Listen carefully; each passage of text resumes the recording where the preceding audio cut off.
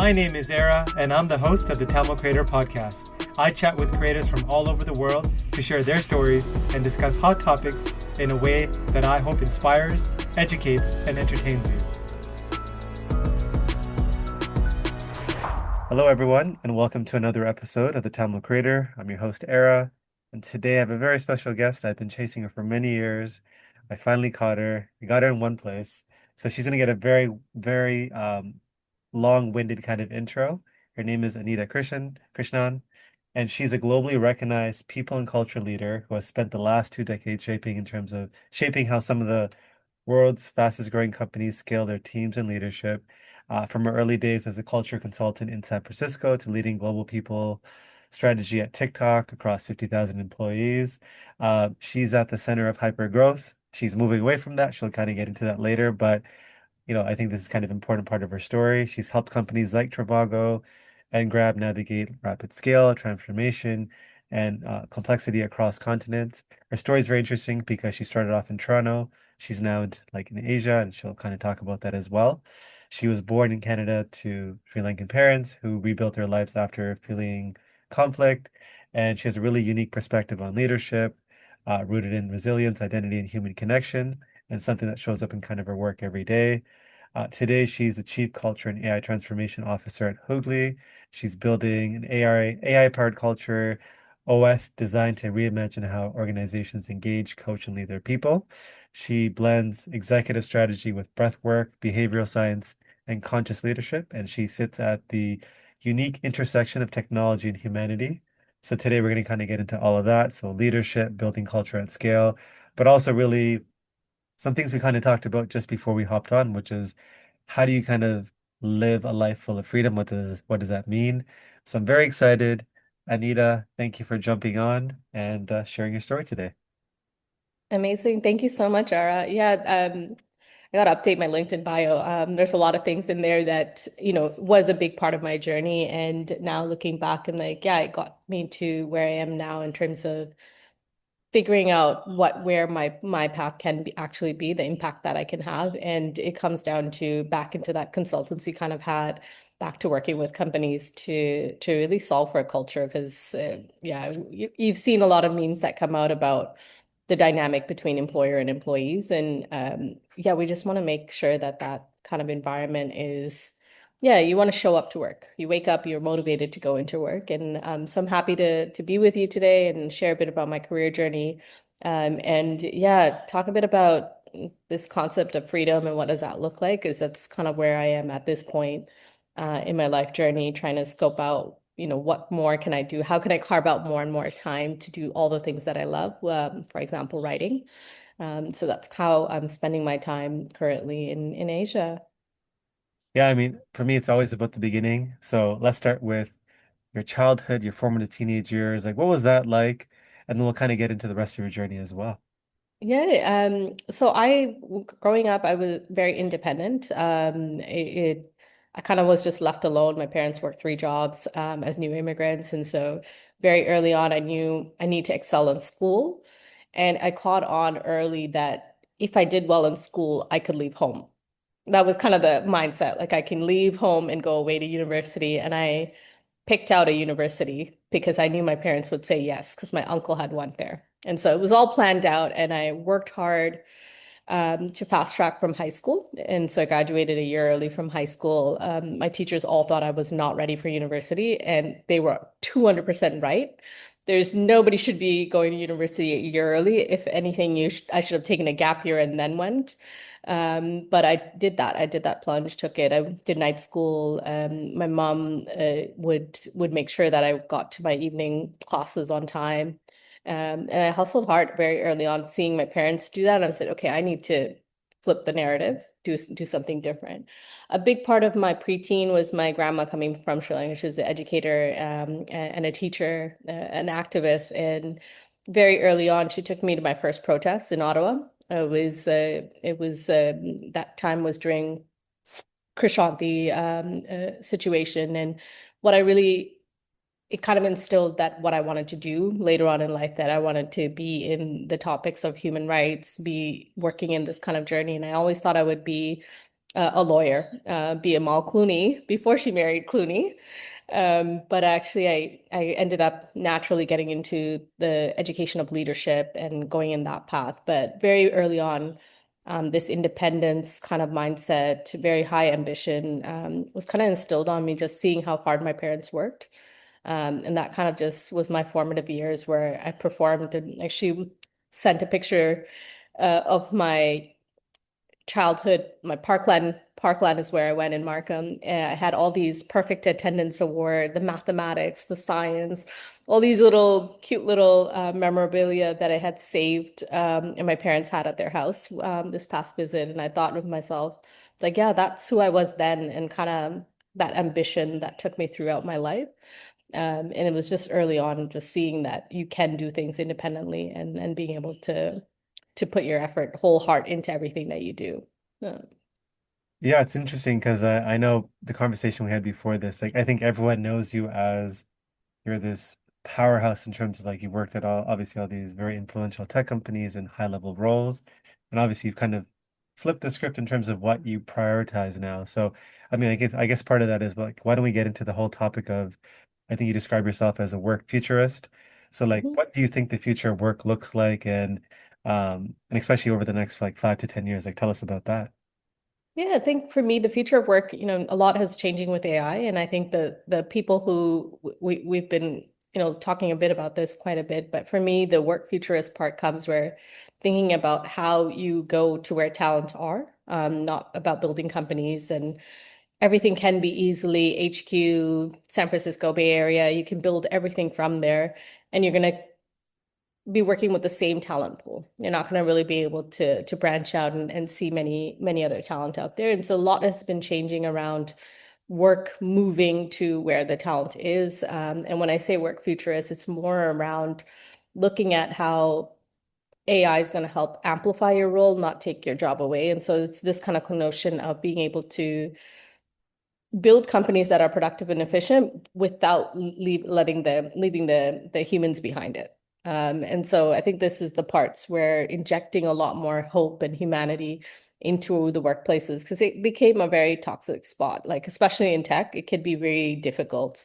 And a big part of my roles, I've had to do the unfortunates of having to let go, do mass layoffs and things like that. And the layoffs weren't thankfully in the TikTok side, it wasn't because of industry or economics. It was actually geopolitical reasons. And some of these things just stood with me along the way that when I think about building companies, it needs to be people first. And with AI playing a huge role, being able to build things that nobody should be doing administrative things anymore. So you can easily elevate everyone's role, anyone who's hungry to learn and willing to step up and drive impact can have impact. So the way I look at work is what is this individual's impact that they can have in this organization and how can as a company replicate that, like be able to motivate them, inspire them to stick around. So it's all about retention for them, for the companies that actually care about employee retention. And for the employee side, how do we make it that you feel like this is a meaningful space to be in and work at? And I always tell employers, especially when I was interviewed, I'm like, oh, what would it take for you to stay beyond like 2 years? I say beyond 2 years, I drive impact within 2 years. Like it's known, like within 6 months, you'll see the impact. But the 2 year post journey needs to be, I need to be able to have slam dunks that I can achieve in the next 2, 3, 4 years. And so it's that kind of ambition where I flip it back to the employers usually to say, how would you retain? What are you going to bring do to retain? Not just myself, but all the high performers. And so this kind of work futurist topic came because, yeah, the companies have swayed away from that. They've lost kind of the trust between employees, and they're all struggling to retain their talent. And anyone who, you can get a flashy offer and move on. And so that's kind of the topic there. Yeah, it feels like the pendulum has swung back and forth a few times. I remember like I Yeah. think during the peak of COVID, like it felt like things were more in like it felt like employees had a lot of leverage, and then it kind of quickly swung back, and it's kind of going even further now with kind of AI and again, obviously AI has progressed a lot, but there's obviously a lot of narrative that is scaring people beyond kind of maybe what the capabilities are today, or maybe I'm not as aware, but Yeah, people get worried exactly. about Well, things like AGI and things like that. So I'm just curious yeah. what your thoughts are on that. So for me, like I think the parts where, if we look back at COVID times, we all worked remotely. And we did it then. And so to then like give so much trust and autonomy to employees and then flip the narrative and say, no, RTO, return to the office. We need you in 5 days a week, or even this 2 day a week thing. People are miserable going in because it's not about you can go in and have fun and do those kind of things, but that could be a quarterly kind of event.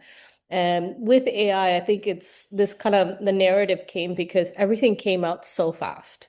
And people didn't like people were using when, 2 years ago when GPT came out, people were putting all kinds of company data in there. And they were just, it started off all wrong. The launch of all of this started off wrong.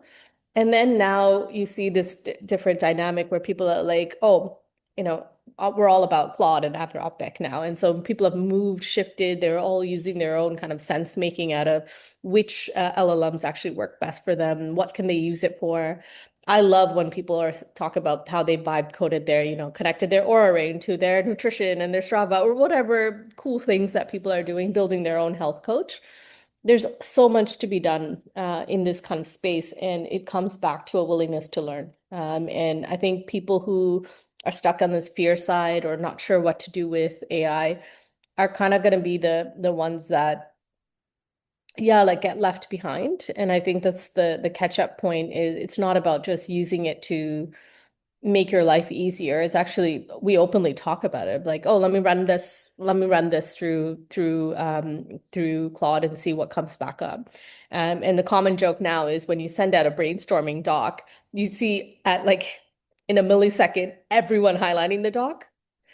You know exactly what they're doing with where what's going to happen. And so there's no point in brainstorming.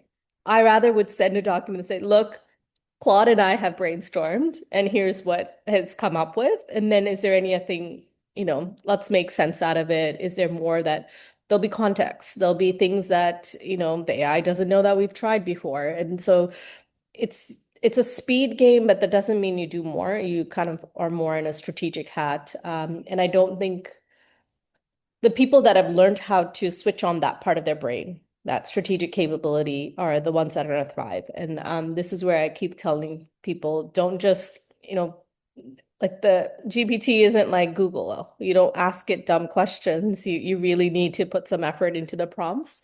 And it could do a whole bunch of stuff. But you don't also want to be like, it's obvious. Like all of a sudden, I stopped writing on LinkedIn because all of a sudden everybody became a thought leader with AI slop all over the place. And I'm just, you know what? It's just flooded. Like no one's reading LinkedIn anymore. I used to go there for my, industry knowledge and stuff. And now I'm just like giving up. I'm like, no, anyone who's posting daily content strategy, it's just not it's not exciting anymore. So I've given up on that front, but that's where I go back to pen and paper and write and then put it into Substack and try to make it more exciting. So where do you go now for like your like industry knowledge or just like things that you want to read? Like where do you go now? This episode is sponsored by nobody. That's right, nobody. So if you could be kind enough to hit that subscribe button, that would mean a lot to me. I go back to like read like honestly, if I could get a subscription to New York Times, I would love that. But like I would just honestly read online. I read The Economist regularly. HBR is always good to kind of like from like I feel like HBR used to be good, but I guess it's this point in time where I'm like, oh, I've done all this. This is no longer like I already know this kind of mindset. Whereas at least The Economist gives you a bit of the broader world perspectives, and I like reading that. And so I'm not one to read the news. I don't tap into the news regularly. It's just a lot of fear mongering, and it sets you off on a really bad tone. And so I rarely. Yeah, sometimes there's Al Jazeera blasting in my house, and I'm just like, I Mhm. can't work with this kind of thing. And it's also the news channel, right? Like you don't want to do a CNN because I know that's not going to be what I need to hear. So I go for different perspectives in as much as possible. But LinkedIn is not like podcast is another one. Being able to listen and just learn from others. And then a lot of coffee chats with really super smart people. I'm not afraid to ping someone and say, "Hey, I'm working on this. I'd really love to sit down with you, even if I can get 20 minutes of your time."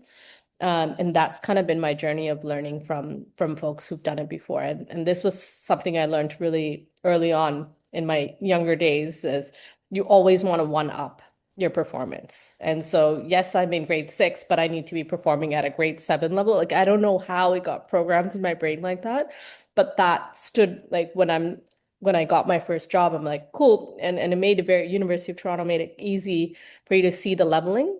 So in order for you to make that next jump, you would need to do the following in the job descriptions. And I would make sure I'm already performing at that level to be able to, so that the promotion would be very obvious. And it was just these kind of little things that stood with me, and I just kept going. And then meeting with people who've done it before, in terms of forms of mentorship, and then I paid that forward back to other folks who reach out asking for mentorship or some time for advice. If I can find that in my LinkedIn maze. Yeah, when I used to hire, my LinkedIn would just be flooded with CVs, and so I would find it hard to really be able to reach out, like talk to people. Um, but if someone introduced me to someone else and said, "Hey, they could really use your time, your experience," and likewise other people making those intros too. So I had a question for you. I know you're all about people and like obviously how to navigate this new kind of future. How do you feel when you hear about people that, they're building billion-dollar companies with like it's like two people with like a bunch of agents and using AI to kind of do that, and that's what people they're like, oh wow, that's so efficient. It's like $50 million like an employee because there's two of them. And there's obviously AI is about efficiency and maybe kind of like you said, putting on that strategy hat. But when you hear Mhm. stuff like that, how do you feel and how do you quell people's fears about that? Like or your team? Yeah, just curious about that. It works, right? Like that two-person company, they're proving that they're working. I would say the magic number is 12, not two. Just to have, a little bit of a balance. But that is the future where your teams, I wouldn't go to the extreme of two people and a bunch of agents, especially with that kind of dollar value at stakes, but it's more about any company that's existing right now. If you have your team and you've always wanted more headcount, you've always wanted, you need three more HR business partners, you need like all these admin off folks in the shared services. That the challenge back for companies is how do we create some, really create some agents that can actually support with this, take the heavy load off. I'm supportive of AI agents coming in for like the administrative pieces, the things that they can't mess up, the things that are repetitive, the scheduling, the coordination, the note taking. Like, I can't believe that there were minute takers in the past, right? Like, now everybody's on either Phantom or Clarify or like whatever tools out there. And so you want to think about what parts of a team do we need, like, yeah, the strategic teammates and also their agents. And I think, there was like I spoke at a conference about, yeah, they're everyone having their own agent that's acting like a second brain. And I don't think that's far from reality. Like I can go to sleep, have one of my agents working all night on something really cool. I wake up, it's taken me a bit further than where I could have done it on my own. And then I come in with, of course, my own sense making, my strategic capabilities.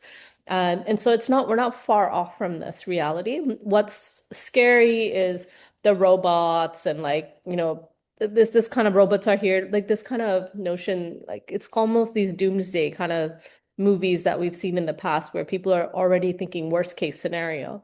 And instead, you have to think about which companies or what are they using AI for. And I think even in this, like I'm reading Empire of AI at the moment, it's just fascinating to see like how this all went down. And if you look at it from a tech perspective, Careless People is another great one to look at how Meta came about. And when I think about,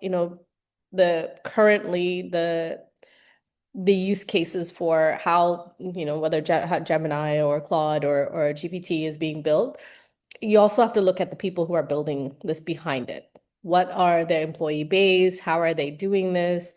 And so already you've seen it. People are saying, okay, I'm camp this, I'm camp that, and they pick their favorite LLM and are moving forward. But the companies that are already like there were a lot of companies that did this early on. I think it was already last year where they're like, we've gotten rid of our workforce and we're gonna have agents. And then the agents didn't work. Like it was too early for that. And then they had to rehire people back. Yeah, good luck hiring the people that you've just fired. They're not going to come back. And so when I say people first mindset, and if we had to let go someone or let go a group of people, I'm always doing it in a way that they're leaving with like, head held up high, and should we have something, they're going to boomerang back. That's kind of the mindset that I operate in, and I think this is where you need to be able to experiment. You need to be able to show what was, efficiency gains out of building those agents and how it contributes to the team's work.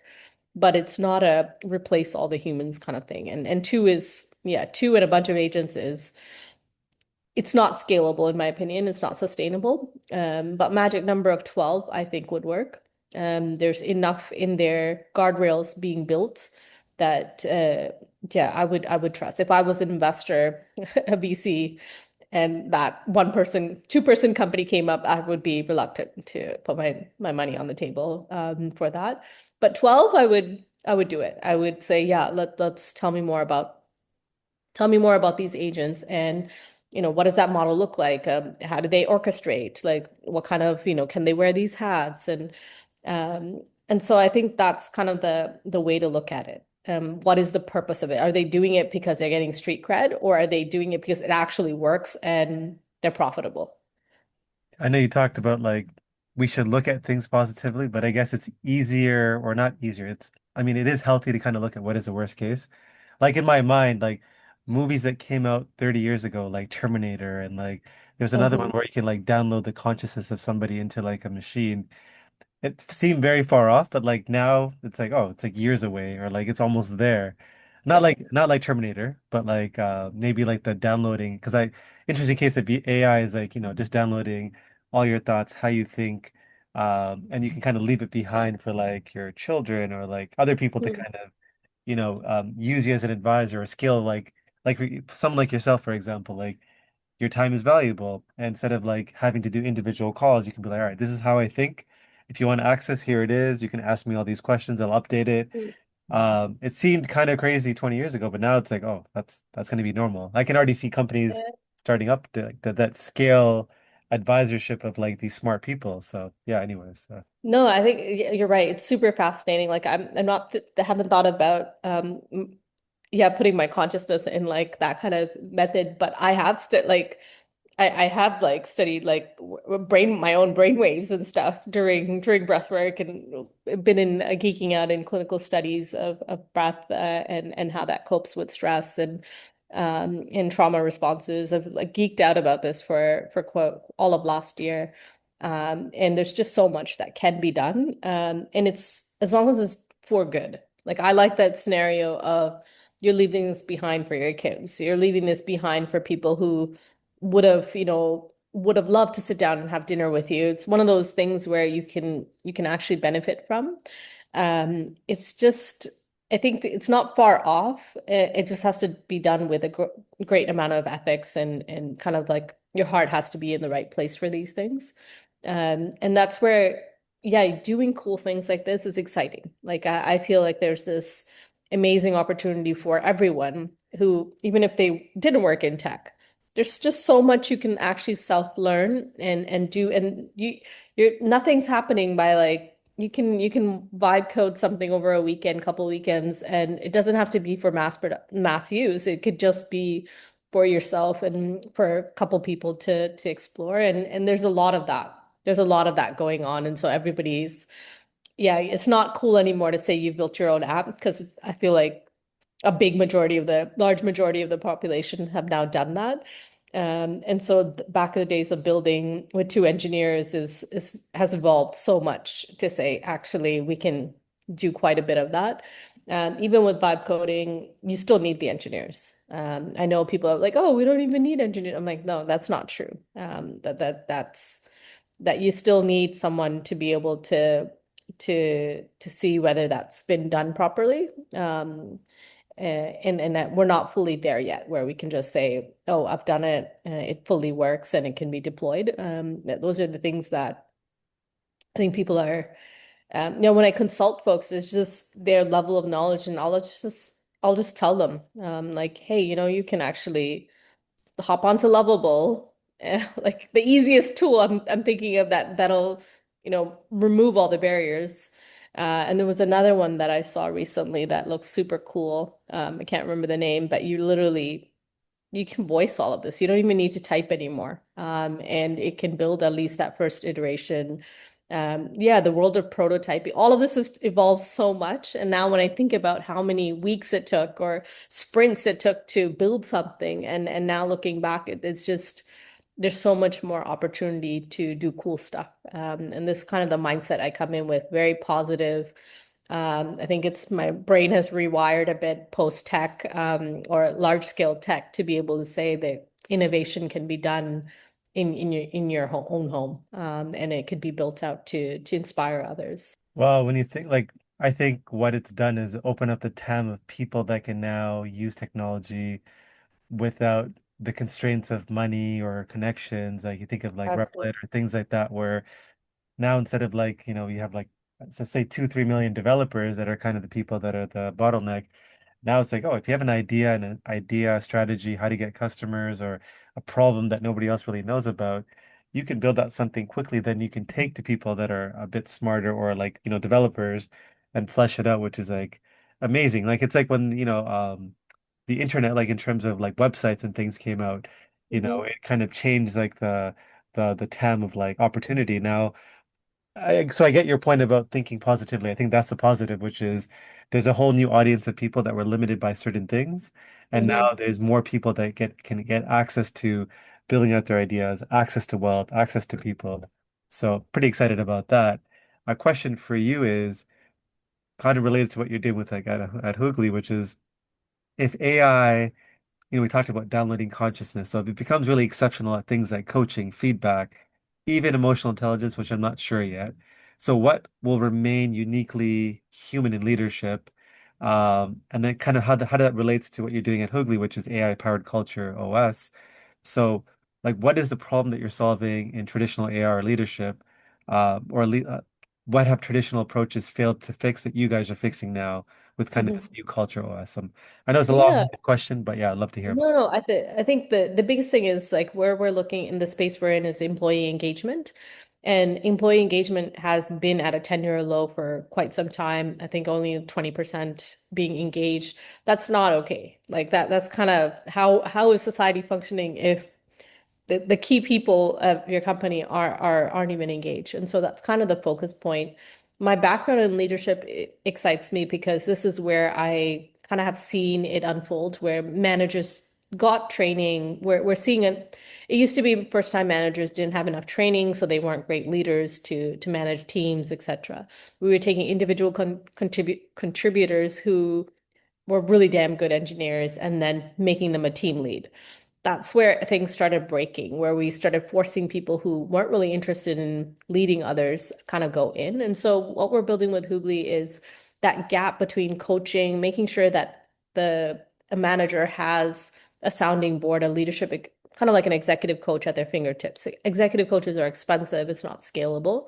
And so the way we do it is through employee engagement. We have a conversation, one-to-one conversation with employees. It's not a survey. It's not 56 questions thrown at you.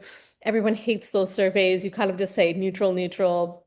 And then, of course, HR from my side, I have to pull everything together and come back and say, we're going to commit to these three actions if I get lucky with bringing everyone together to decide on what we're going to work on. And with Hoogly, we're eliminating that completely. We're having the one-on-one conversations. We're taking, this could be, like 15,000 person organization. All that raw conversation is then taken into insights to be able to say what's working well, what's not.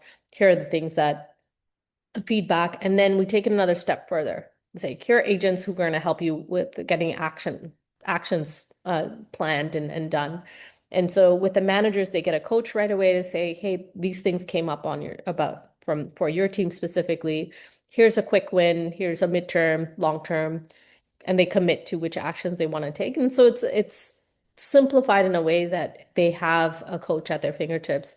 For employees, it's more of an accountability buddy. If you said my manager sucks, you can't just leave it at that. And in the old days, that's what happens in the survey, and then you kind of are off the hook. We're now saying, employee, hi, John, you mentioned that your relationship with your manager sucks. Let's help you prepare for that next one-on-one. Let's make sure you have, XYZ prepared for that next meeting next week at 11 a.m. with your manager. And similarly, in the manager side, we're saying, hey, John has these questions that really wants clarified from you. Can we? And so it's more of a bridging the gap, but it's not replacing the manager-employee relationship. So the human side of it is still very much there. The manager still needs to be there, convey the trust, convey all the right, say the right things so that John feels heard and listened to. And so that's kind of what we're building in that sense. And so when we zoom out for HR and the executive team, they'll be able to see, okay, which teams are actually performing well, which teams are struggling. And that's where I'm fascinated about organizational health. And, you might see a super highly engaged team, but their performance isn't that great. That's a misalignment with the company's goals, and they just not they're all like, we can retain them, they're amazing, they love what they do, but they're not meeting the targets that the company has set out. What's happening there? Is that a leadership challenge? Have they not heard about what the priorities are, versus a team that's disengaged but performing at a high level? That's where you see the burnout and things like that come out. And so it's a combination of looking at employee engagement, sentiment, and also all of that, the coaching element, the action planning with agents that help to execute on some of the challenges that have come up, and then the different hats that is worn. So for me as HR, how I would receive Hoogli's side of it would be a McKinsey consultant going through org diagnostics, whereas as a manager would get an executive coach, employees get more of an accountability buddy. And so it's been fun building this out. This is the third pivot. We've had other iterations before I joined the founding team. And so it's fun to do this. And I've built out my own products before in-house for Trivago Grab. And it was around 360 feedback. And that was a very structured way of, us giving 360 feedback to our peers, our manager, the other way around. And now I'm thinking about how feedback is given. It's not about the tool. I'm like, these performance reviews, getting feedbacks every 6 months is not good enough. And how do you build this cadence so that the feedback is done in a regular basis is kind of what Hoogli's looking at. So it's better relationship with your manager, better one-on-ones results in getting feedback on a timely manner and being able to act on it versus waiting for a traditional performance review, which I think is almost coming to an end soon enough. Did you know that every time you left a 5 out of 5 review for this podcast, a Tamil parent lets their child pursue a career in the creative arts? Okay, that's probably not true, but if there's a chance that it is, do you really want to jinx it? Leave a review. Do it for the young creative in you. So you've held senior roles at like TikTok, Grab, Trivago, not easy places to kind of land roles. It's like a two-part question. You can kind of answer it from different perspectives. Mhm, But like, how'd you get these opportunities? And like, if you're talking to somebody that's like, 20 years younger, like they're like fresh out of school, mhm, and it could just be like generally anybody, but also especially as a female in tech. If someone wanted to kind of accelerate their career without waiting for permission, like what are some tangible things that they could do that they can learn from your journey to kind of mhm. go and get these opportunities, especially like someone that came from Canada, which obviously like now it's becoming more of a tech hub, but you went global. But like we'll start with kind of, how do you find these Yeah. opportunities and how do you kind of accelerate your career? Yeah, I think the first like quality is this notion of willing to take a risk. So when I left Toronto, I was already working at the university as a leadership educator. It was very, comfortable job. I could have kept going in that. It's a tenured kind of role, but there was part of me where I wanted to travel. I wanted to just get out of Toronto, and experience the world. And I think it was this first, when I mentioned that I was going to travel and then I'm going to find some part-time gig so I can spend time in Europe. And I was really nervous about that, letting go of something and pursuing something part-time when I have everything. Like it's this mindset where I had to switch a part of my brain where I went in this with this mindset of having a beginner's mindset. I don't know it all. I'm here to learn. I want to try this out. And so Trivago was complete accident. It was I literally I think the first opportunity was something in SEO marketing. They needed an English speaker in Germany. And it was like a part-time gig. I think it was like something like €8 per hour or something. And this is like well into, I've already worked for 10 years. So you can imagine that kind of mindset shift that was needed. And I met the CEO during onboarding. I said, I'm a leadership educator from Canada, and I'm traveling through this. I'm traveling and I wanted to experience Europe. But like he caught on to the part where I said I was a leadership educator, and now here to do SEO link building. And he pulled me aside and he's like, "See, this is why I need people like you lead like managing first time managers because look like my HR team has just hired you for a random role when they should have created a role for you that was training the first time managers. Like we need a leadership educator and you're landing in Germany and they've just hired you for some random role." And so it kind of we had this conversation about how do we do more of this, hire really brilliant people that can be versatile in different roles. And so that's how that kind of role started. But if I take few steps back with the how I got my first job ever out of university. I was volunteering in at the University of Waterloo. That's where I went. I was in student leadership. I was in that kind of area for quite some time. I made sure that I was a don in residence and things like that. And those kind of leadership capabilities, paraprofessional kind of jobs got me my first job. So I didn't end up going to law school. I went straight to work at McMaster. From Waterloo, I went to work at McMaster, and that was because as a volunteer, as a paraprofessional, I gave it 200%.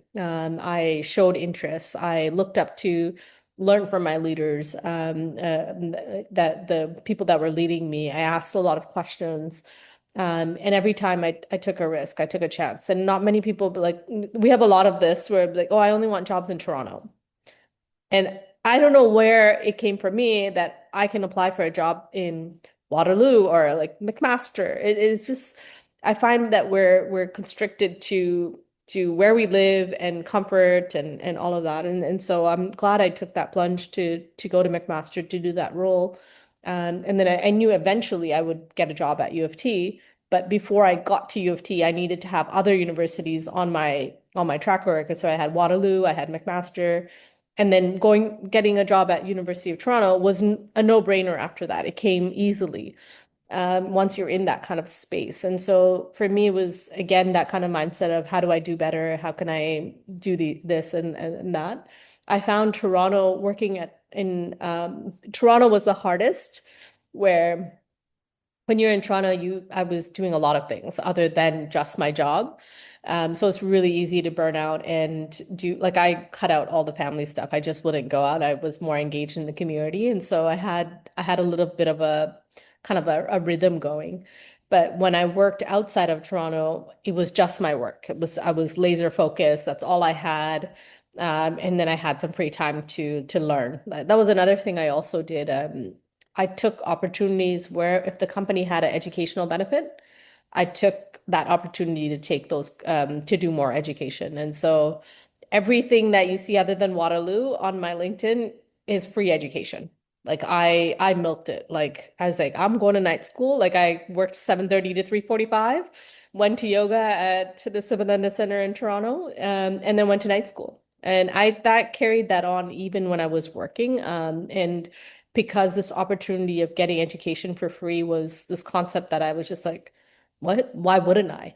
Like it was felt like a no-brainer. And I know a lot of people don't use their credits. They don't utilize these things because yeah, they want to party instead. And I think those kind of seizing those opportunities, anything that was given to me, rewarded, I took with like I was really valued that. And so Trivago was kind of this playing ground. It was a really cool tech company that was in the middle of Düsseldorf, Germany. Like it's like it's not a cool city or anything. It was just one of those cities, and he was building a company that already had unlimited vacation. This is a 2014, unlimited vacation, full autonomy it was a 400 person company. And I just got to create like that. All my consultancy work that I did in Toronto just came to life in Germany, and they loved it because I had the North American experience. But I remember the CEO saying one thing to me. It's like, just one problem, Anita. You're Canadian. You're too nice. We need to bring in a bit of like German directness into you. And by the end of the 4 years, I had, moved into C-suite, and the culture at Trivago was, a current CEO right now to this day. He was a former intern in the company. So you can imagine like that kind of track record of growing talent within stood with me, and it spoiled me for lifetime. Because then I landed in like part of that journey of being in Germany, taking that risk. It was year four was coming up. And it was actually a friend of mine from Toronto. He's an author and a global speaker, Hamza Khan. I had him invited him to speak at Trivago, part of our speaker series. And he came and we were at a cafe and he said, Anita, you've done remarkable work here, from Toronto to Germany. Like, what's next for you? And I'm like, what's next? Like, I love what I'm doing here. He's like, but I'm sure there's this next itch. Like, you're really ambitious. And then I said, actually, and this was in 2018. I said, in 2020, I want to move to Singapore. And I was like, oh, Singapore, why Singapore? I'm like, oh, I really want to live in Asia. I want to be a global leader that has the North American, European, and Asian experience. And I'm just really, Singapore, like I want to feel like I want to live somewhere where, Tamil is embraced and you hear it in the MRT. It just, my heart skips a beat. Like it's an announcement about don't eat in the train. It brings me joy because it's in Tamil, right? And you feel like it's a home. And so I said that, and he's like, okay, why 2020? Why not now? And that question of why not now actually made me, I updated my LinkedIn. This was February 28th, like end of the month. I updated my LinkedIn. Believe it or not, March, I'm being flown into Singapore for an interview with Grab, which is Uber Southeast Asia. And it was just because of a conversation, updating my LinkedIn, and they specifically needed my experience in Singapore. And so I took the plunge. And even then I was like, oh, I don't know if I can do this. I don't know if this is really a big adjustment.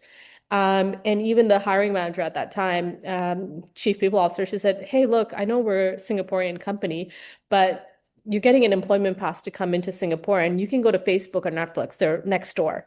And so she kind of like opened the door to say, look, if this company doesn't work out, you can easily be employed by any of these other guys. And I didn't have a job description. Like normally people wouldn't do this, just uproot without, it was a WhatsApp message. There was one line that said, I'm going to head up leadership development and reimagine performance. It was a culture role, like a very vague description. And I packed up my bags and moved to Singapore. And I absolutely loved it. It was challenging at the beginning because I lost my Canadian nice, became a bit more German direct, and I landed in Asia, which is you need extra, extra nice again.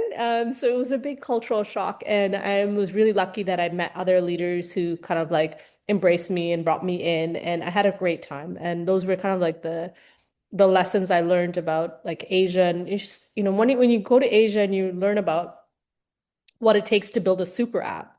This whole concept of super app was just like I was blown away. I was like, wow, the innovation here is something else. And that was it. I knew I'm not going anywhere. Like Asia is where I'm going to be for the rest of my life. It was so much conviction. 6 years went by in Singapore. Absolutely loved it. And after that, I didn't have to apply for a job. I got headhunted for these roles. And if I tell you about TikTok, like I didn't know TikTok was going to be what it was when I joined. Like I joined thinking I'm going to take a small gig.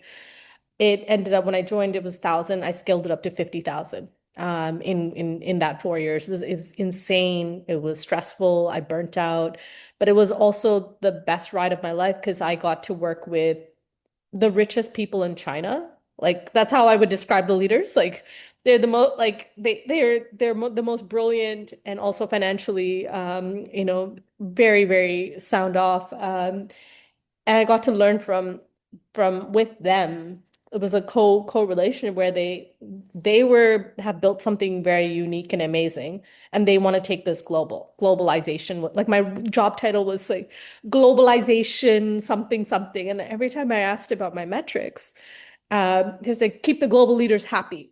This is like the and I would spend my time, well, early days it was through live translation, because they didn't speak English, and I would spend 8 hours, be in 8 hour strategy meetings with my live translator and their live translate. Like it was just a live translation situation, and over the years their English improved thankfully, and things got better, but it was a beast on its own. And the dynamics of cross-cultural communication, geopolitical aspects. I got thrown into India because of the banned overnight ban because of the border tension. And I'm like, I'm not Indian. They're like, it's okay, you go. It's like I don't speak any of like, and they kept the team would switch into Hindi, thinking I'm Indian. And I'm like, I don't speak Hindi. I'm not Indian. But it was fun to be in that kind of state where it just everything came all at once, and I was at the right spot at the right time. And my role there was to run towards the fire when everyone else was running away from the fire. That's how I would best describe it. So it was building the plane, flying it at the same time, firefighting. The tip we have a running joke where, like at Grab, I was Wendy Rhodes from Billions, the org psychologist, and like so I would get my friends would call me and be like, "Hey, Anita, I need you to Wendy me," and that meant I need to have like sit down, talk about performance, talk about, my next career move. And it was just such a great feeling. And then at TikTok, it felt like Olivia Pope. Like that was crisis management style. And so it was just these opportunities where I didn't have much time to say, I'm going to stay in my swim lane. This is my job. Like, no, none of these places had defined roles. I was actually building things so that other people could take over. And so I would hire a team, I would build up a team. The team's super excited to work with me. And then I'm like, oh, and by the way, this person's going to lead this team instead. And I would run off to the next thing to go off. And so I just kind of did it in a way that felt right. And for me, if I look back at TikTok, the legacy for me was we kept the employees on payroll 8 months after, the app went down, and so it had to be taken down. And no company does that. Keep employees on payroll for 8 months, and then plus the severance that, when we had to part ways, giving them like a year's worth. And the discussion was simple. I said, "Hey, what's the budget?" And they're like, "Hey, whatever you think will make sense." I'm like, "Well, I want to do this so that when we do get back into the market, I want every single person to boomerang back, not even have to second guess it. They'll come back right away." And because we were working towards coming back in the market. And yeah, so I got to do nice things. That felt really good to be part of a company that the deep pockets were deep. Wasn't a money issue. It was a true people first kind of thing. Did they work us to the ground? Yes. Is the Chinese tech culture, unreal 996? Yes. But did people like me feed into that because it was exciting? Yes. Yeah, no one, I could have been like my European colleagues and said, no, Sunday is my, day of rest. I am not coming. I could have done all of those things, but it was too exciting. You want to be part of the action. And so after that, I burnt out, and that's where I kind of said I need to take a step back, and like this was a bit too much. And I had two moments in life where like two people close to me passed away at a very close distance. And that's where I started really saying, okay, wow, what would I change if I look back at learnings from their career? Like what have they done, their legacy that they've had, the cool things that they were able to achieve, what can I do differently? And so that's kind of where I took that detour of reassessing and doing things in, no, it doesn't have to be 996, it doesn't have to be hustle culture. You can actually build something with a really healthy kind of environment. And so that's where now the Hoogly part came in a very natural way. It's amazing. I think Yeah, that long-winded, but at least you get the picture of how it all transpired. No, I think you're a great storyteller, and I was just listening, captivated. I think one of the underrated parts I know is kind of a very small part of the story was I notice this generally talking to a lot of people that are successful is how quickly people to go from getting information that's useful and turning it into action. Like for you, like you said, you had a conversation with a friend about why not now instead of sitting on it like I know most people would and not do anything about it. Yeah. You updated your LinkedIn and immediately serendipitously got opportunities to kind of go to Asia. Yeah, And I think that's such an absolutely. underrated part of It's like the success. Yeah, manifestation part, like yeah, you're programming your mind to think that one day I'm gonna do this, and then yeah. you just need a nudge from a really good friend, and he's a remarkable coach as well. Money can be hard to come by, but here's a $100 opportunity for you. Join my free newsletter for free exclusive content and a free chance to win $100 when I hold special draws. Did I mention that it's free? And that just it's like you just have to take a step. And I think that's as you said, people has like really are reluctant to take that first leap of faith. Even when I like, leaving Singapore to come to Bali, and I had a very different lifestyle in Singapore, and like it's comfortable. You don't leave that kind of opportunity to come to Bali and just do yoga all day and run a startup. And I remember my yoga teacher actually who knew I've been like every time I was burnt out, I would come running to Ubud and go to yoga bar and check into, techaholics, burnt out tech folks. And every time he saw that I was trying to get out of that loop, that same loop, and he knew I would, and finally when I moved, he said, and the first thing he said to me is because he could see in my face, I'm kind of like probably like, what am I doing? I've just left my entire career behind and I'm here. Maybe that showed up in the way I was practicing. And he said, I am so proud of you for taking that leap of faith because I know you can kill it in Singapore. I know you can, if not TikTok, the next big thing. Like I know how ambitious you are, you can actually do that. But to say, no, I need to hit pause at this time in my life and I need to do this. This is what I need to pursue now. That takes a lot of courage. I cheered up. I was like, oh my God, this like he actually know she's and every time he introduces me he gives a TikTok side and you can see the cringe in me because I'm just like yeah that's not like I'm here because I'm burnt out and I really need to recover and so it was I'm really grateful for people in my life that have taught me different techniques and different ways to kind of cope and do things but I think when you see people pass away and they're kind of like like, and I was very fortunate to have one of my mentors. I met with him every Friday for coffee chats, and he would bring his 8-month-old to these meetings, and I would be holding on to him while he was sharing about his chemo treatments and what was going on and he ended up sounding like a sage near the end and everything about his last lecture like left a big impact on my life and I was like yeah this isn't worth it like what are we doing here we're hustling so hard and I actually need to put the speed brake, pause. I need to start writing. I need to start looking after my health. Like when I got to Bali, especially when I left TikTok, like I went from strength training to not being able to hold dumbbells in my hand. Like it was that kind of the energy, the insomnia, everything had hidden at that point.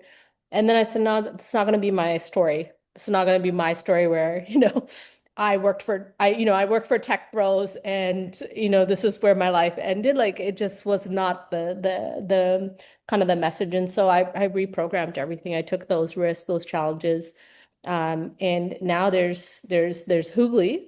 And in my calendar, there's my paddle game is in my calendar, my yoga, everything is visible 200% in there. It's during the day. I'll even like have everything visible in there. And I do that because I want my team to also do the same things and do that. And so actually part of Hoogly it's super cool. Like I've considered myself now I'm a breathwork coach and that's the training I've done and really fascinated in this world of breath, somatic intelligence and everything. And I have a colleague who's a professional ballerina.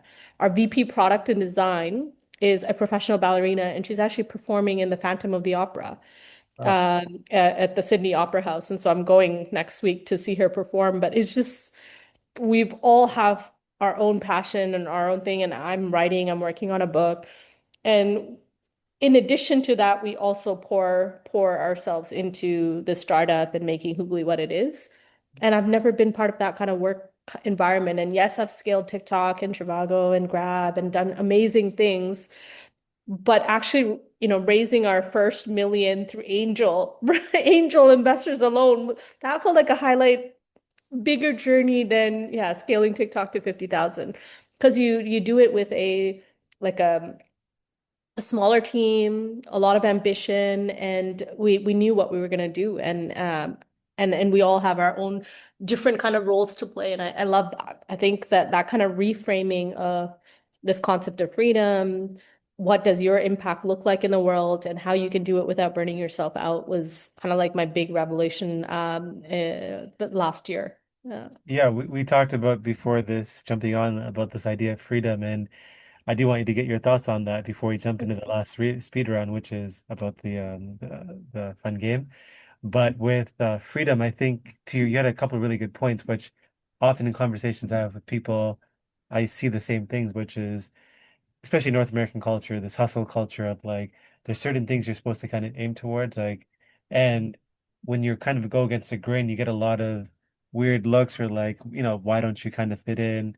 And people just don't have trouble understanding. Like, for example, I told you, my wife and I, we have two kids, we live in a two-bedroom condo, we share a car, like we try to live very simply, even though we could maybe live in a house, but it would be kind of like, like that whole thing of working hard towards this house that maybe we don't need versus trying to spend time, respect our health, respect, spend time with people we love.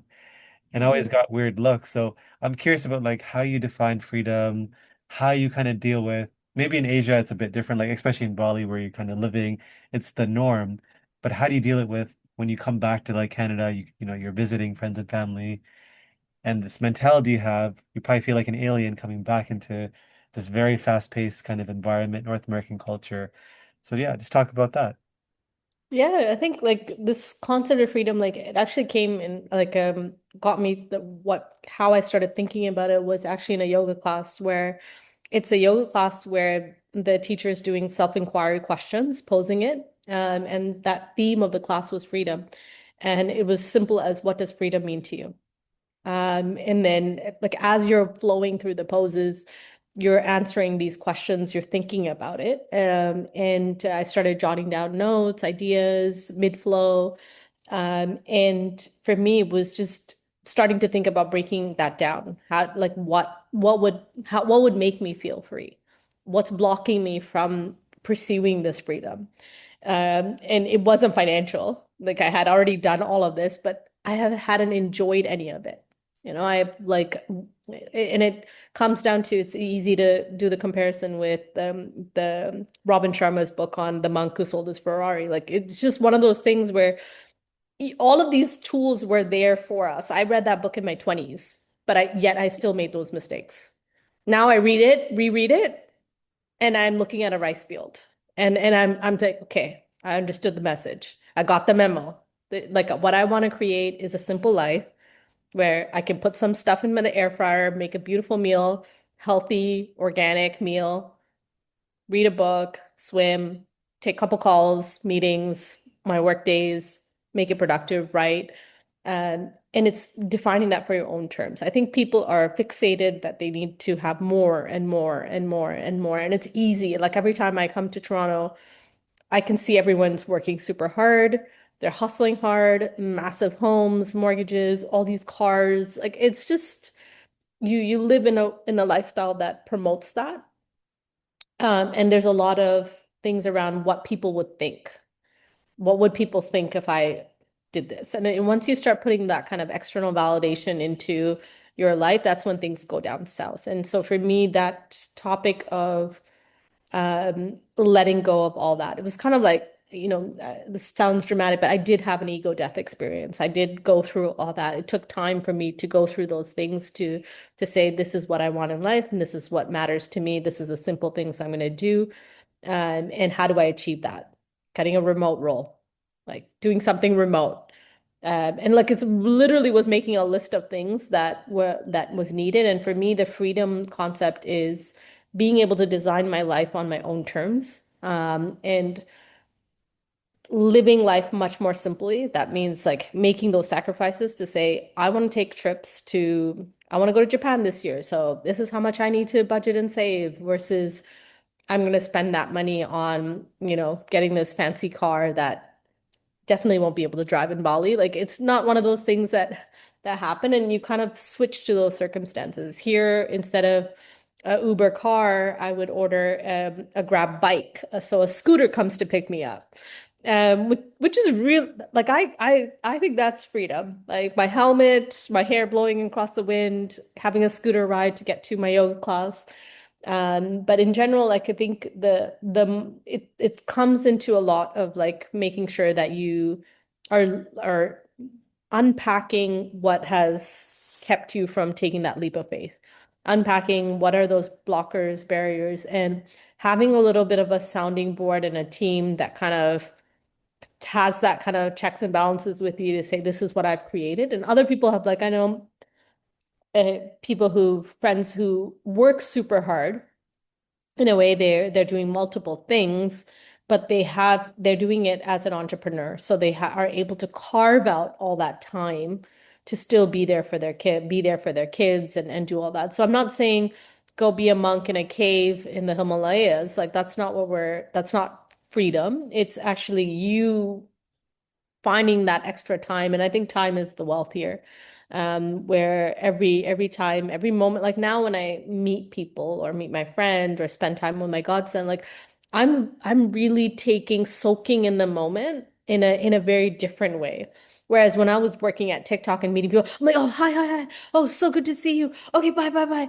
Like that was like a quick hug and run off to the next thing, and that was not meaningful connection, or creating community. And so now when I have these moments, sure, I'm like documenting, documenting, having fun, and so for me, when I look at these things around concept of freedom, like, my family jokes. It's like, oh, she's retired. She lives in Bali and she's retired. Like that's kind of the way they think about things. And I'm kind of just like, and people are like, what do you mean? You don't need to work anymore? I'm like, I do work, but it's not to the extent that I used to. I work part-time now, and I want more time to write. And like people are like, what are you writing? Like this, I think telling people that you've taken time off to write, like it doesn't, I know as I'm saying it on the podcast, I'm like, I get it.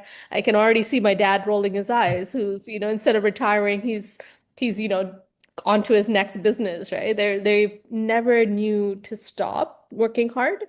And that took a lot of time as an immigrant to let go of those things and kind of, define what does freedom look like to me. And that definition will look different for folks. But when I look back in life, I'm like, I've traveled everywhere possible. Like I only have two places on my bucket list that I haven't visited. That's already like, a big deal. And I utilize that when I worked at Trivago and lived in Europe. I traveled to every European city. I like explored everything. I love that. And similarly in Asia, I've been to every Southeast Asian country. And I love this part of the world. And for me, that exploration, that's freedom. And I did all of that while I was working. And now when I think about it, I'm like, no, I just want to be in a place where I can travel, I can write, I can tap into a creative side of me that never had time. I can attend this podcast, which we've never been able to shoot because I've never had the time to sit down and the reason why I was always reluctant for doing like podcasts or any kind of things is because I wasn't even in a headspace to formulate sentences. I could do it at work in a very strategic way and do that, but outside of work, I was like, what if they asked me what I read? I read nothing. I'm like, I binge watched one weekend something. I felt very self-conscious about I am not seeing the world. I have no idea what's happening in the world. I've been consumed in this TikTok bubble. And of course, my family, she works at TikTok. Oh, that's so cool. I'm like, yeah, no, I'm not making dance videos all day. Like, it's not a cool job. It's actually a Hard difficult, work. Yeah. yeah, quite hard. Yeah. So that's kind of how I would like, it's a reframing of the mind, and letting go of what people think. What does, financial freedom look like? you can do so much with less. Like you don't need a lot. And you can go off to Malaysia, Thailand, any part of Asia. And it's a developing nation. It's not going to be, you're not just paying $20 for an Erewhon smoothie. That like you can really create something unique if you let go of those inhibitions that people hold on to. Yeah, like when we did our family trip to Asia back in Mhm, January, um, I think one of the things is like the culture difference in Asia. Like, yes, it depends on which part of Asia, but we went to places like Vietnam, like Chiang Mai. We did Singapore as well, obviously, and like all the reasons you mentioned of why like Asia is amazing. Like in Singapore and Malaysia, it was cool to see Tamil like signs or like a ton of like Tamil restaurants. mhm, And then like Asia, like in terms of like Vietnam and Thailand, the slower pace than when we did Bali like a long time ago. I think all those things along with like many, I think major formative kind of events in your life, like you said, your the death of like people close to your life, or like for me, I had my kids. I think the realization is like, and I think people find this hard to like sink in, which is like less is more, where you try to pack a lot of things because we're used to this idea of activity or productivity is kind of progress or it's positive versus doing less is more, and like instead of like having 100 friends, like have like two or three. mhm, mhm. You don't need to like do all these things to kind of have fulfillment in your life. It's very much cultural programming.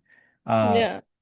so everything you kind of said resonated, except with like, I don't know if we'd ever like go and live somewhere else, but we definitely like every year try to go to somewhere and kind of slow travel and just experience a different pace of life. Mhm, And it's helpful to kind of remove yourself from all the cultural programming you're used to on a day-to-day basis. It does feel weird, like you're kind of like in a different place where you're not, jumping on a call right away. You're not rushing your kids off to school. And like, it's just like, mhm, oh, you have a whole day to kind of really soak in every moment. So, yeah, no, I just love this conversation around freedom. So that's kind of a good way to kind of segue into kind of the final part of the podcast.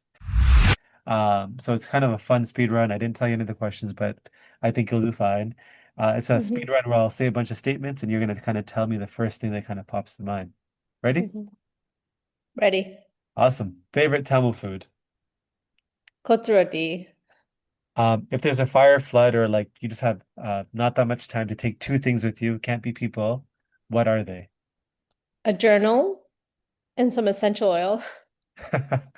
Something that scares you, Riding a scooter in Bali. insecurity that you have, Insecurity I have. Yeah, maybe my book about writing a book. Yeah, maybe that's why it's taking a long time that I'm not an author yet. favorite show you're watching.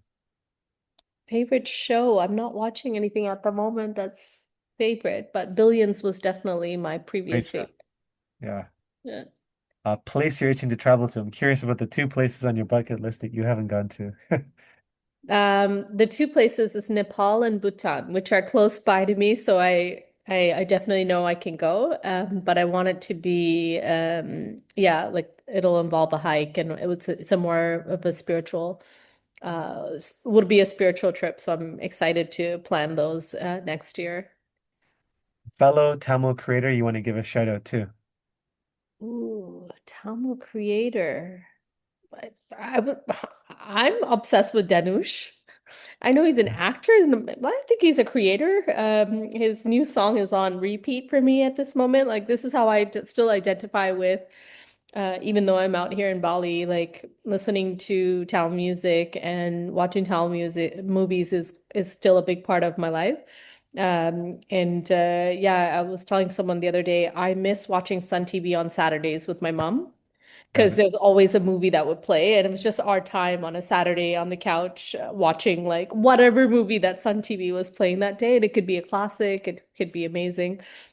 So yeah, as a creator, I think yeah, I'm really fascinated by him as a versatile actor, but just his music as well. And yeah, he's definitely playing different roles, and I'm yeah, I'm a huge fan, huge fan.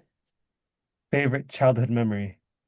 Favorite childhood memory, my dad was a truck driver growing up, and he would take me and my brother when we had summer holidays. We would like ride on the truck to the US, and he would park in one of the truck stops so that we can go to Six Flags, and we got our all our clothes at the outlet before school started. And it was just a big childhood memory that I have of a big part of me that I still say, I'm like, we had to go to the outlet stores to get Nike for before school started. All right. So like I keep that in mind of how and where we've come from.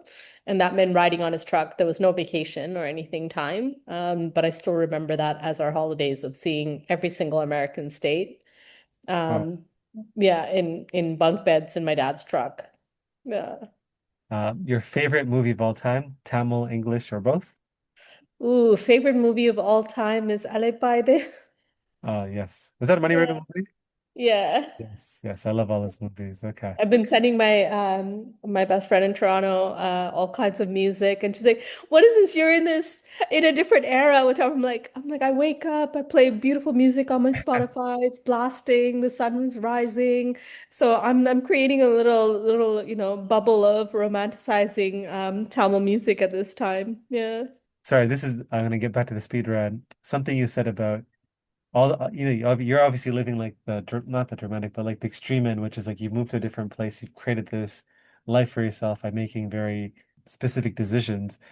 Forgot to ask you in terms of how do you advise people in, like, say you're living in Toronto, how to create a mini version of that so that maybe they can't financially or for whatever reason they can't do what you did. How do they do it like in their normal life? Like how do they create a mini version of that? Yeah, like living in Asia is not as expensive. It's definitely way more cheaper than living in Toronto, but creating that in their calendar, like the time of like it take costs nothing to block off Saturday morning, wake up and go on a hike outside of, Toronto, or even just from Brampton to downtown Toronto. Embedding in the walks, their own time to strength train, go to a class, like getting out of like building those routines and habits is so important. And that's what I created in Toronto when I was there. Like I said, I went to the Sivananda Center in downtown Toronto to do my yoga. Like I think I was the youngest person there. But I loved that. It was my spiritual oasis in the midst of everything that was going on. It was, even when we were protesting on the streets, I still managed to take a mat and go and do yoga there. And that kind of being able to do these spiritual things amongst the chaos and noise is actually probably like primed me to be a lot more resilient in my career. Now I'm on the other side where I don't welcome any kind of chaos in my life, but I would create that intentionally, be intentional about creating those things. And sleep. I know people love binge watching a lot of things and try to run on less sleep, but it catches up on you at a later age. And so that sleep is gold. Like I have gone from insomnia to reaching 90s on my sleep score and really like it's not biohacking, but thinking about health as longevity, and what I need to do that. So everything I do from strength training and everything is from that perspective of being healthy at a later age, still being able to do all the things I love at 80, for example. Decision I've been putting off for a while. I can't think of anything other than yeah, reaching out to the specific publisher where I want to be further in my book before I reach out to them. That's the only decision, but I'm pretty rapid fire, kind of like I move really quickly. But that's the only one of yeah, I have a connection and I wanted to reach out, but I haven't because I'm just like, oh, I'm not ready yet. I need more time. Well, Um, who's somebody that you would love to have on your invisible council? yeah, I think for me, I'm actually fascinated by uh, Anjali Sood, who's the CEO of Tubi right now. She used to be the CEO of Vimo. And so why her is because just she's done it so early on as an entrepreneur. And there's a part of me lately that I've been thinking about while I'm in the startup scene And someone asked me if I would if I would ever step into that CEO hat at some point. And it's not a now topic, but it feels like there would be something of interest. And so yeah, she's pretty cool in what she's been able to build lately or What's a the pur- past decade. what's a purchase you've made that you splurged on recently in the last few years that you have no regret about? Yeah, like I've splurged on a Hatch alarm clock. It's called a Hatch, and it's just a beautiful sunrise alarm clock. And then the Aura Ring. Like these are things that I've actually it has a subscription, and I'm reluctant to go for things that have a subscription, but it brings me so much joy, and I'm like I had no regrets Hmm. on buying these things. So yeah, like I think my mother will roll her eyes if she heard my alarm clock was $300. Yeah. A Yeah. pet peeve of yours. Pet peeve. I think now um, a turnoff is like people who are cocky and like that for me is an issue. Um, yeah, like I've seen it on the other side now of like what it looks like to be humble and what humility is like. So that opposite of that is not attractive. And yeah, like I can imagine parts of my career where I probably was, I know it all. I think I'm the best, but it's yeah, after that kind of ego death experience, you kind of like are actually the people that I gravitate towards are the most humble folks who are just kind of stealth, and you wouldn't know other than LinkedIn, you wouldn't know that they're highly successful folks. Yeah. If you were going to die tomorrow, a regret that you would have.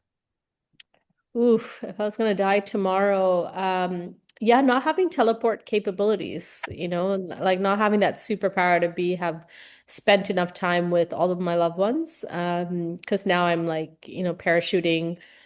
Those journeys are tough. A 17-hour flight is no joke, anymore. And so that kind of is my biggest regret of, that technology it hasn't developed fast enough to have that bullet train or a fast Something airplane, faster crazy. airplane. Yeah, something in mind. Maybe that's I would develop a way more competitor. Um, but yeah, that kind of is my biggest thing right now. And I can sense that it's something I make sure I do of every year. That I make sure like yeah, at least 6 to 8 months that I'm making sure I'm there in person with my friends and family. And that way, and that means because my time is so limited, even within 4 days, I make sure that those 4 days are prioritized for the right people. And everyone's just like, and it was so nice because actually my friend said, I got a whole Saturday with Anita. Like it was just so, it was really sweet.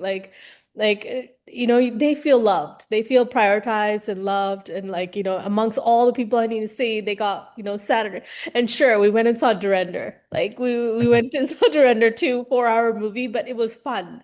It was fun to do, and yeah, it's just one of those things where I was like, it's damn cold outside, and my body temp like I struggled with the -6 when I came to Toronto. And it reminded me with like clear conviction I could never live in Toronto. Like it was just like absolute no. And it was just nice that time spent was quality catch-ups, and yeah, my nephew and niece got to skip school on a Monday to have pizza at Badi Ali's. Nice. A great I'm the spot. cool aunt, right? I'm the cool aunt now. So I really love that. Like that makes me really happy that those are the moments that they'll remember. That they got to get cut school and have pizza at the best joint. So that's the meaningful stuff. Yeah. Is there a book that you've read recently or a podcast you've listened to that's had a major impact on you? The book that I am rereading is by Paul Kalanithi. Yes. Great book. Yeah, exactly. It's I think it's something Final Breath or something like that. I forgot. yeah, breath. Yeah. Yeah, exactly. Like I had the Kindle version, Yeah. and I bought the hard copy recently on my trip, and it's one of those tear jerkers, but it humbles you to like. I think that's the book I would recommend everyone to read if they're approaching freedom and trying to think about what's next and all of that and their own legacy. Like this is, like I said, I think I read stuff like that and I'm just moved by, like these are people of high caliber, highly successful, and this is their last lecture. This is their like last words where they're like pouring out their regrets and not being able to be there for their child. Yeah, I'm a highly sensitive person. I have no problem bawling my eyes out at an airport, on a flight, reading something or watching a movie, hearing even a song. Like recently, the song that's viral on Farangapani from you got to listen to it. It's a trigger warning there, but it's a 10-minute long song about he talks about a friend who committed suicide. Okay. But it's sung so beautifully. It's about like, it's just the friendship comes out. But the more you listen to it and like you get to this one part, and I've been YouTubing, like it's more than a movie. I've been playing that song again, and then it gets to your soul level. And I'm like, who is this? Who is this guy? I've never met this singer, but like, damn, this song has left So say people the in. song again. It's called Frangipani, which is a flower. Okay. And I think his name is Kabur Vasuki. Okay. And it's a Tamil song, and it's just so beautiful, 10 minutes. But everyone that I said to, I'm like, hey, trigger warning, by the way, but just listen to it. Like it's just a beautiful piece. And so I'm in that states where like I appreciate like, yeah, what does vulnerability mean? What does resilience look like? How people cope with grief? And then everything about breath mechanics. This is kind of what I've dived into. I've been really lucky to be part of a community here in Bali that does breathwork in a very somatic kind of way, and that's been a great healing experience for me. And then being able to work with others to also do that. So my breathwork clients are actually founders who are burnt out and insomnia and all of this, and we're unpacking. And so I knew I always wanted to be a coach, but the coaching has taken a very different lens with breathwork in mind. And I want people to have the tools that they need to not just have a coaching conversation and walk away, but have tools that they can self-regulate themselves and do. And so it's been a big part of my life, and I love that. Yeah, the type of coaching I do is in this space of making people feel embodied again. Yeah. What's a belief, behavior, or habit that's improved your life?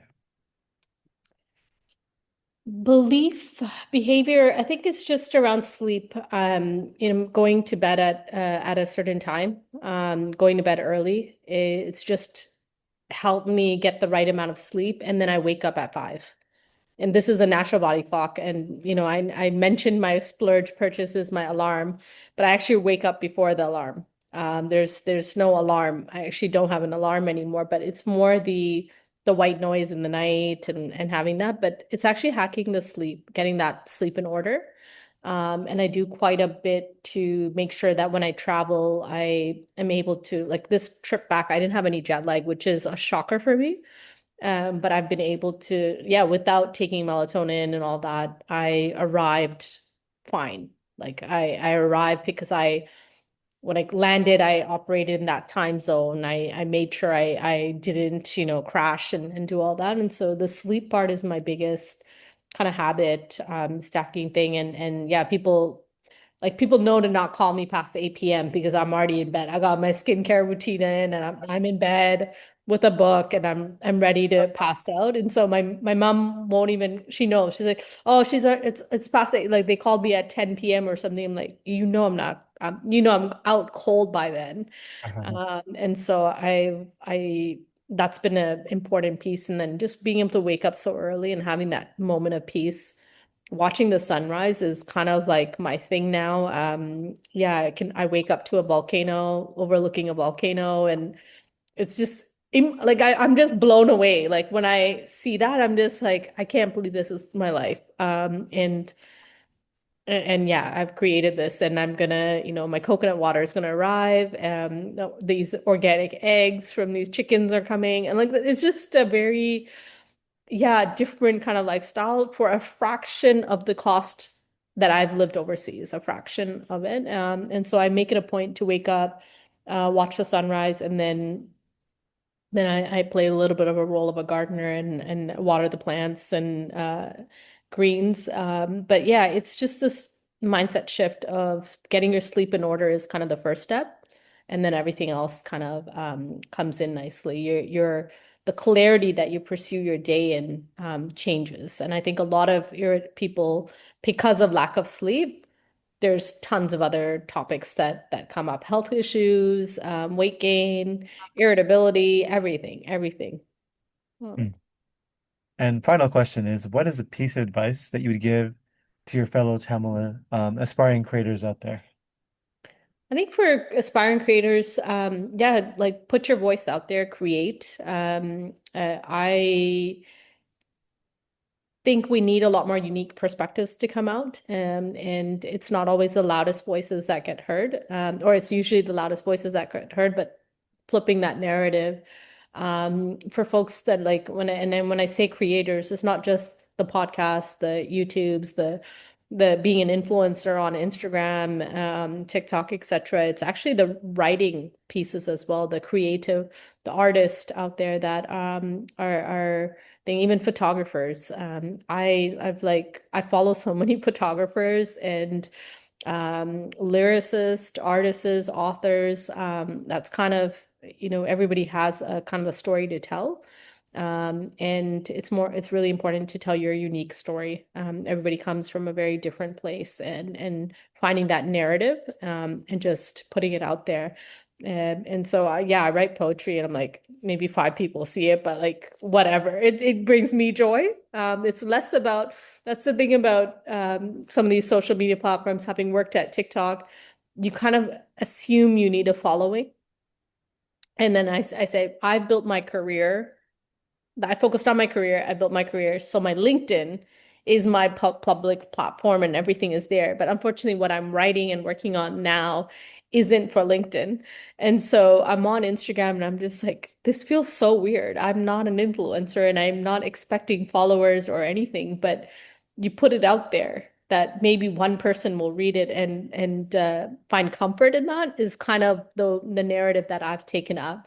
So less about likes and followers and more about yeah, impacting people that you wouldn't have been able to touch in a way before. Whether that's through the writing, content you create. Yeah, like oh, the one content creator I wanted to shout out to was Sundar V.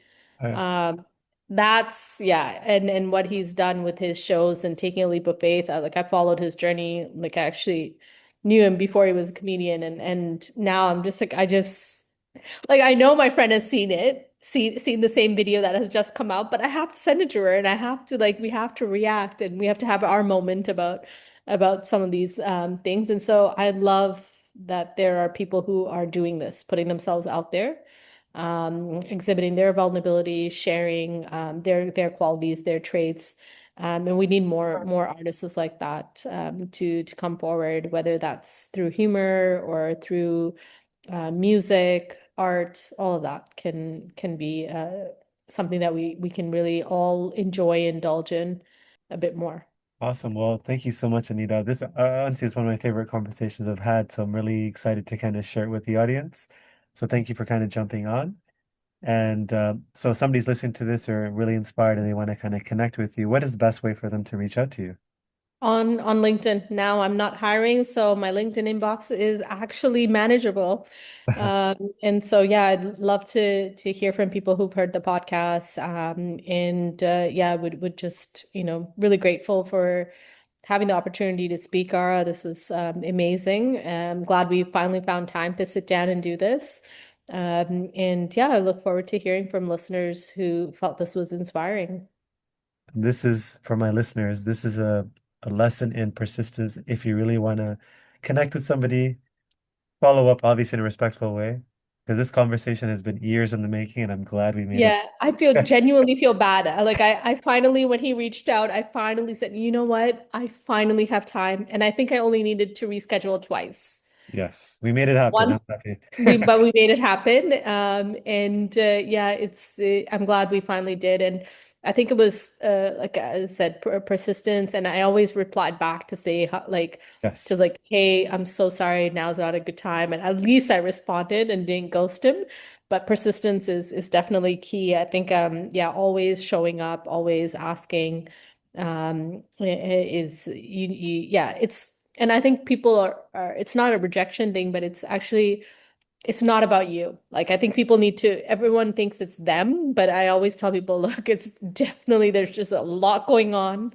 The world is there's fires I'm putting out. And so yeah, even now, I'm also have a podcast for Hoogly, and I met with one of my mentors, and she was like, "I can't believe we're sitting on a couch having a podcast conversation," because both of us were firefighting, her at Netflix and me at TikTok. We never had time to do that. And since then, I've met her 3 or 4 times for coffee, casual chats.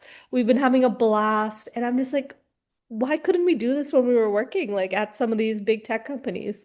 And so the persistence matters, but also like yeah, a lot people always there's a million things that are going on in people's lives. And I think yeah, reframing it to okay, there's just now is not a good time, but it will eventually happen. So I'm glad you reached out again and we made it work. Well, to wrap it up, yeah, I think the connecting point to that is that's why I think sales is a very important skill for people to learn. Because in sales, you definitely learn it's not about you. It's definitely like something going on, like whether they're busy or they're it's not a priority. But it's not like, oh, they hate you or like they find you annoying. It's like just reach out. It doesn't hurt, but be understanding that you're not the center of their world. And I think like doing sales really helps frame that. So I think that has helped me, and I encourage people to kind of learn sales or kind of go through that training because it definitely teaches you that. So, anyways, thank you, Anita, for jumping on. And yeah, that's a end of the podcast for you listeners. Thank you guys for listening, and on to the next episode. Thank you so much.